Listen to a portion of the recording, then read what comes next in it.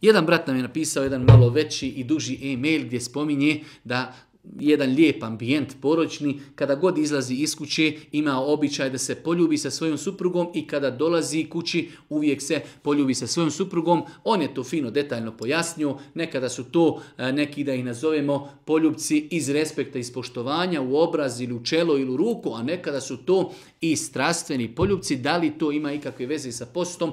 Tačno je da nema poljubac nikakve veze sa postom i mi smo o tome više puta govorili, sve dok ne bi došlo do ejakulacije, znači izbacivanja sjemena, post nije ugrožen. Čovjek treba da se pazi. Ako bi znao da može se desiti, ako bude znači, strastveno se naslađivao sa svojom suprugom ili supruga sa mužom, ako bi to moglo uzrokovati ejakulaciju, tada treba da znači, pripazi na svoj post. Ali sam poljubac, bez obzira bio to poljubac respekta i poštovanja ili strastven poljubac, ne kvari post. Mnogo je drugih hadisa, vjerodostojnih kojima stoji da je Allah poslanik alejhi selatu vesselam u toku posta i na fili i farza znao da poljubi neku od svojih supruga.